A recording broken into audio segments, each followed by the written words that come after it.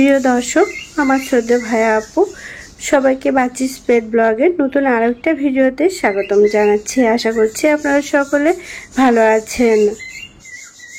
থাকলো টাইটেল ও থাম্বনেল দেখে আপনারা বুঝতে পারছেন যে আজকে কি ভিডিও আপনাদের সাথে শেয়ার করব। তো আমার পুরো অভিজ্ঞতার আলোকে মানে প্রায় 6-7 বছর সফল পাখি পালনের অভিজ্ঞতা থেকে শেয়ার করব।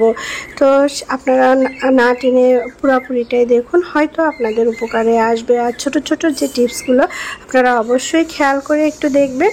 আমি আশা করছি ইনশাল্লাহ আপনাদেরও উপকারে হবে। যে প্রবলেমগুলো আমি ফেস করি বা প্রবলেমগুলো হয় সেগুলো সবারই কিছু না কিছু সমস্যা দেখা দেয়। তো জানা থাকলে দেখা যাচ্ছে কি আপনাদের প্রবলেমগুলো যখন হবে সাথে সাথে আপনারা সলভ করে নিতে পারবেন।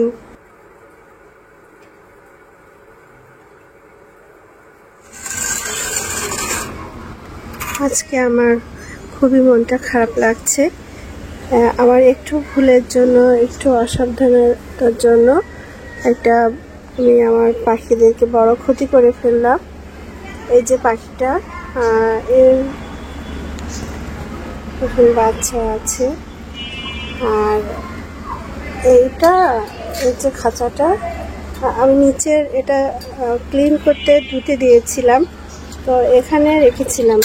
আর এটা নামলে এটুকুই ফাঁকা থাকে, এই যে এরকম। তো এই ফাঁকটা দিয়ে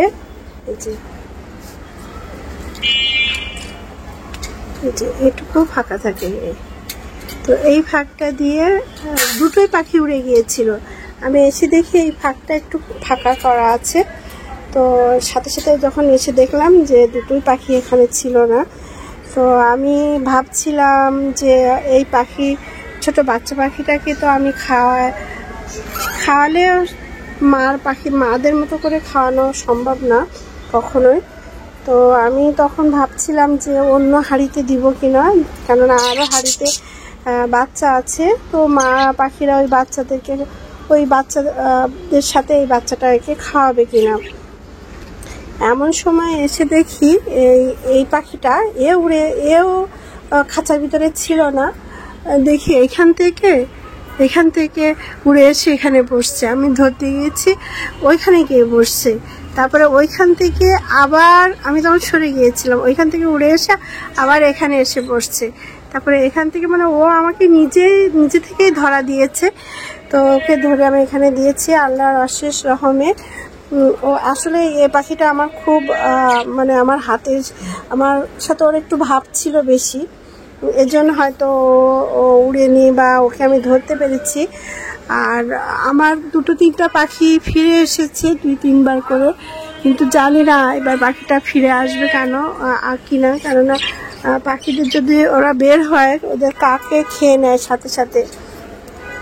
তো কাক পক্ষীতে যদি কোনো কাকটাকে খেয়ে নেয় তাহলে কিন্তু ওই পাখিটা আর ফিরে আসবে না। আর বাচ্চাদের টানে অনেক সময় আশেপাশে থাকলে ওরা যেতে চায় না, ফিরে আসে। আমার একবার পাখি উড়ে গিয়েছিল। তো উড়ে যাওয়ার পরে আমি খাঁচার কাছে যখন গিয়ে দেখছি যে খাঁচার উপরে বসা, আমি যাওয়ার সাথে সাথে ওই খাঁচার মুখটা খোলা ছিল, ওই খাঁচার মুখ দিয়ে আবার সে ভিতরে। এখানে যে হলুদ পাখিটার সাথে সাদা পাখিটা দেখছেন, এই পাখিটা হলো মা পাখি। হাড়ির মধ্যে 2টো বাচ্চা ছিল, বাচ্চা রেখে সে উড়ে গিয়েছে। আর হলুদ পাখিটাও গিয়েছিল, সেটাকে তো বললাম ধরে আবার খাঁচায় দিয়েছি। ওই পাখিটা এখন হলুদটা হলো বাবা পাখি। তো এখন বাচ্চা দুটো, যেটা ছোট্ট বাচ্চা ছিল ওই বাচ্চাটা মারা গিয়েছে। আর একটু বড় যে বাচ্চাটা আছে ওই বাচ্চাটাকে বাবা পাখি খাওয়াচ্ছে। এখনো পর্যন্ত আলহামদুলিল্লাহ ভালো আছে। এই যে হলুদ যে 2টো পাখি দেখছেন, এটা হলো ওই নতুন জোড়া পাখি। আর দেখুন মাশাআল্লাহ ডিম দিয়েছে, মানে খাঁচায় দেওয়ার 1 সপ্তাহের মধ্যে ওরা ডিম দিয়েছে। আর বাকি আরও 2টো ছিল। তো আমি যখন এই ভিডিওটা যখন এডিট করছি, তার আগে যখন আমি ফুটেজ নিয়েছিলাম তখন কিন্তু আমি বলেছিলাম যে আরও একটা জোড়া আছে। কিন্তু আমি যখন এডিট করছি তখন এর মধ্যে আমার ওই পাখি 2টো বাকি যে আর একটা জোড়া ছিল সেটাও মাশাআল্লাহ ডিম দিয়েছে। তার মানে আমার বাসায় যে অ্যাডাল্ট পাখিগুলো ছিল দুটো পাখিকে জোড়া পাখিকে খাঁচা দিয়েছি, দুটোই সাথে সাথে এক সপ্তাহের মধ্যে ডিম দিয়েছে। দেখা যাক এখন তারা বাচ্চা তুলে কিনা, আপডেট তো আপনাদের সাথে দিতেই থাকবো। আর আমি কিন্তু পাখিদেরকে কখনো ক্যালসিয়াম বা কোনো মিনারেল কোনো কিছু ওষুধ আমি কখনো খাওয়াই না। তখন আমার পাখিরা যখন জোড়া বাঁধে বা তাদের ডিম পাড়ার সময় হয়, তো সেই সময় আমি তাদেরকে ডিমের খোসা খেতে দেই। আর ডিমের খোসাটা অবশ্যই খুব ভালো করে ধুয়ে তারপরে শুকিয়ে তারপরে আমি আমার পাখিদের খাবারের ভিতরে দিয়ে দেই। মাঝে মাঝে আস্ত দিয়ে রাখি, ওরা খেয়ে নেয়। তো পাখির বাচ্চা ওঠার পরে কিন্তু ডিম মানে এগ ফুড দেওয়া যাবে না। ডিমের খোসাটা পাখিরা যখন ডিম পারবে তখন দিতে হবে, কেননা বাচ্চা ওঠার পরে আপনি যদি খাবারটা ডিমের খোসাটা দেয়া হয় তাহলে পাখিরা তার বাচ্চাদেরকে খাইয়ে দিতে পারে, তখন বাচ্চাদের জন্য এটা ক্ষতিকর হতে পারে।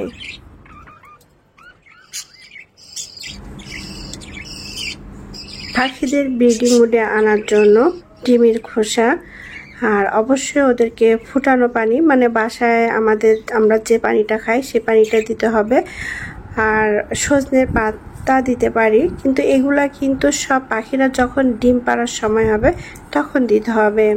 বাচ্চা ফুটে গেলে তখন কিন্তু এই ডিমের খোসা বা ডিম সিদ্ধ মানে তখন কিন্তু দেয়া যাবে না। আর প্রথম 2 সপ্তাহ এমনকি শাকসবজিও দেওয়া যাবে না। আমি কমেন্ট পেয়েছিলাম যে অনেক সময় দেখা যায় কি পাখির পালকটা ঠিক মতো ওঠে না, তো সেজন্য কিন্তু পাখিদের ক্যালসিয়ামের ভীষণ দরকার। আর এই ক্যালসিয়ামটা কিন্তু যখন তারা ডিম দিবে তখন তাদেরকেই সাপ্লাই করতে হবে। আর এগ ফুডটা যে শুধু পাখনা ওঠার জন্য তা না, অনেক সময় কিন্তু এই ক্যালসিয়ামের ঘাটতির কারণে পাখির বা বাচ্চাদের পায়ের সমস্যা হতে পারে। তো এই সব বিষয়গুলো একটু খেয়াল রাখতে হবে। আপনারা এতদিন দেখে এসেছেন আমার খাঁচায় যে একসাথে অনেকগুলো পাখি ছিল, সেই পাখি থেকে 2টো জোড়া পাখি আমি রেখেছিলাম। আর সব পাখিগুলো তো আমি দিয়ে দিয়েছি। সেই 2টো জোড়া পাখি খাঁচায় রাখার এক সপ্তাহের মধ্যেই, মানে তাদের হাঁড়ি দেওয়ার 1 সপ্তাহের মধ্যে মাশাআল্লাহ 2 জোড়া পাখি ডিম দিয়েছে। ডিম দিয়ে তারা এখন 2-3টার মতো ডিম হবে, অলরেডি হয়ে গিয়েছে। দেখা যাক তারা বাচ্চা তুলবে কিনা। আপনাদের সাথে তো আমি নিয়মিত আমার সমস্ত পাখিদের সব কিছুই আমি আপনাদের সাথে শেয়ার করি। আপনারা আমার ভিডিওর সাথে থাকেন, দেখবেন কিভাবে আমি পাখি পালন করছি, সবগুলো তো আমি শেয়ার করি। আর আপনারা যারা আগ্রহী পাখি পালন করতে, আমি একটা জিনিসই শুধু বলবো, পাখির খাঁচা সেটিং। আর আপনারা আমার ভিডিওটা দেখার সময় একটু খেয়াল করবেন হাঁড়ির মুখে আমি কিভাবে শুকনা ডালগুলো দিয়েছি। এটা কিন্তু খুবই ইম্পর্টেন্ট। পাখিদের মেটিং করা বলেন, পাখিদের হাঁড়ির ভিতরে ঢুকে তাদের বের হওয়ার খুব সহজ উপায় করে দিতে হবে, মানে তারা হাঁড়ির ভিতরে যেন সহজেই ডাল দিয়ে যায়, বের হয়ে তাদের পানির পাত্রটা খাবারটা এমনভাবে রাখতে হবে যেন তারা হাঁড়ির ভিতর থেকে বের হয়ে খুব সহজেই যেন তারা পানি খেতে পারে, খাবার নিয়ে বাচ্চাগুলোকে খাওয়াতে পারে। ছেলে পাখিটা খাবারটা নিয়ে যেন মা পাখিটাকে মুখে খাবার দিতে পারে। এই সবগুলো আপনাকে একদম সহজ করে দিতে হবে, কেননা মা পাখিটা যখন ডিম দেয় তার পেটে কিন্তু ডিম থাকে, সে খুব বেশি লাফালাফি করে না, সে টুকটুক করে এ ডাল থেকে সে ডালে লাফিয়ে আপনার খাবারটা খেয়ে আবার কিন্তু হাঁড়ির মধ্যে চলে যায়। তো হাঁড়ির সামনে আপনারা শুধু আমার হাঁড়ির সামনে কাঠির ছিটিংগুলো দেখবেন। আমি বারবারই আপনাদের বলি, আমি কিন্তু জীবনে মানে কি আমার এই পাখি পালনের 6-7 বছরের লাইফে আমি আজ পর্যন্ত পাখিদের একটা ওষুধও খাওয়াইনি। এবং আলহামদুলিল্লাহ আমার সব কটা হাঁড়িতে পাখি দেওয়ার সাথে সাথে তারা ডিম বাচ্চা করে। এবং শুধু এবারে আমার বর্ষার মধ্যে আমার যে খাবারটা যেখান থেকে আনা হয় আমি একটু খেয়াল করিনি, যাহোক ওই খাবারটা আমি রোদ রোদও হয়নি, একটা অনেকদিন বর্ষা হয়েছিল। তো ওই খাবারটা দেওয়ার পরে আমার অনেকগুলো বাচ্চা অসুস্থ হয়ে গিয়েছিল। তো যা হোক, আল্লাহর অশেষ রহমতে সবগুলো আমি ঠিক করেছি। ঠিক করেছি মানে কি, খাবারটা আমি সাথে সাথে ক্লিন করে একটু রোদে দিয়ে তারপরে আমি ঝেড়ে খাবারটা পাখিদেরকে দিয়েছি। আলহামদুলিল্লাহ সবাই ভালো আছে, সব পাখিরা ভালো আছে। আর সবচেয়ে বড় কথা হলো, পাখি সফলভাবে পাখি পালন করতে হলে সবচেয়ে বড় জিনিস হচ্ছে পরিষ্কার পরিচ্ছন্নতা। তো পাখিদের খাবারের পাত্রটা দেখুন, এখানে কিন্তু আমি ডেইলি ঠিক এভাবেই কিন্তু আমি পাখিদের খাবার পাত্রগুলো ধুই, মানে ক্লিন করে তারপরে খাবার, পাখিদের খাবার বলেন বা পাখিদের পানি, এই সবগুলো আমি খুব প্রতিদিন সকালে মানে কি ফজরের নামাজের পরে আমার নামাজ কালাম থাকে, একটু স্কুলে যাই, স্কুল থেকে আসার পরে আমি পাখিদের প্রায় 2 ঘন্টার মতো আমার সময় দিতে হয়। আমার 15টা থেকে 17টার মতো হাঁড়ি আছে। তো সব হাঁড়িগুলোর সমস্ত পানির পটগুলো আমি ফার্স্ট আগে সাবান দিয়ে এরকম করে ক্লিন করে ধুই। তারপরে যে খাবারের পাত্রগুলো দেখা যায় যে পাখিরা একটু নোংরা করে ফেলেছে, বা অনেক সময় দেখা যায় কি খাবারের পাত্রে পাখিরা পটি করে ফেলে, তো সেগুলো ক্লিন করে দিতে হয়।